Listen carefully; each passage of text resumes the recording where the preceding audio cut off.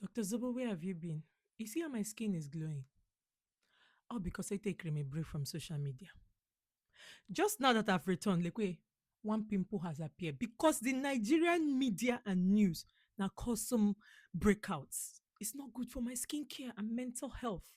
I just say, let me sip my Zobo and peep into social media and, pion, really bien. So apparently, some of you now think marriage is the new therapy for autism. Yeah.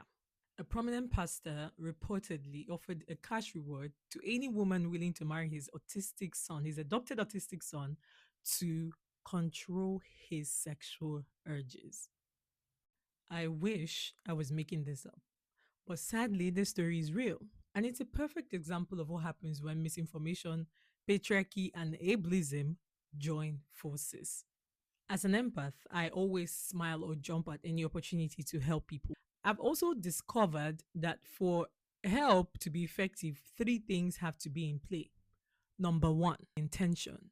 Why do you want to help these people? Number two, means. This could be financial means, it could be access to whatever services are required. And if this is lacking, you can effectively help. And finally, even if you have good intention, you have the means, the next thing is the will. If you don't have the will, this lies broadly on action. So if you don't act or you don't know how to act, then that help is not going to be effective. So we're going to assess this help that's been given this young boy to find out how effective it is or will be.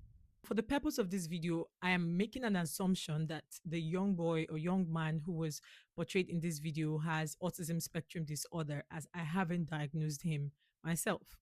Before proceeding, let's understand what it is. Autism spectrum disorder, or ASD, is a neurodevelopmental condition that affects how a person communicates, how they interact, and how they experience the world around them.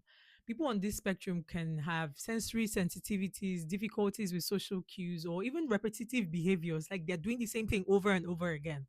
But here's something we often ignore: autistic people are sexual beings too. They experience attraction, pleasure, and intimacy just like anyone else. So, what may differ is how they express these feelings or how they understand boundaries, not whether they have them. They have them, but they don't know what to do with it. For example, a young autistic boy might not recognize that certain gestures or erections are considered private. And that's not immorality. That's just a lack of understanding and training. With proper sexual education, behavioral therapy, and support, he can learn self awareness and safe expression. And that is key. So, why was this solution dangerous? Let's unpack what went wrong. Offering money to a woman to marry an autistic boy, that's not noble. It's financial exploitation and human rights abuse. It reduces a vulnerable child into a problem fix and then women into tools of rehabilitation. That's not just morally wrong, it's scientifically nonsense. It's me that I have to spell it out, but you don't treat a neurodevelopmental disorder with marital vows. You treat it with therapy, education, and care. Okay? You know what? Forget my opinion. Let's check science.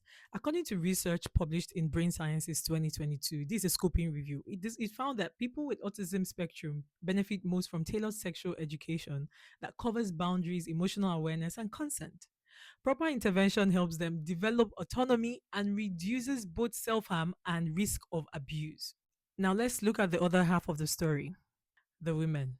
This situation leans on a harmful cultural mindset that treats women as rehabilitation centers for men. We typically see that when a man, faces mental, behavioral, sexual challenges, the first thought of many people is, "Otara wine. He needs a wife." Let's be clear. Women are not emotional rehabilitation facilities, and marriage is not medical intervention. In fact, this is sadly not even a Nigerian problem. It's a pattern repeated across societies, one that normalizes the exploitation under the guise of love and religion. Now, when you add poverty to that equation, what you get is financial coercion, not consent. If a woman accepts such an offer for survival, that's not empowerment, it's economic abuse. So what would responsible care look like in this situation? Simple: get the boy a full autism and behavioral assessment. They can afford it, they were flaunting money. You can still use that money and engage qualified therapists, occupational, behavioral, sexual health professionals. You have the money, do that. Three, provide comprehensive visual based sex education that explains privacy and consent. Hire trained caregivers and support staff, not brides. You say that money you use in putting out an ad for a woman to come and marry him. Ah, that's the same money you'd have used, put him up, set him up, for healthcare and hire a caregiver. What he needs is a caregiver. That woman he got married to is old enough to just nurse him. Do we understand that this is sexual abuse for a person living with disability because they cannot make, you know, informed decisions for themselves? So you are exploiting his condition.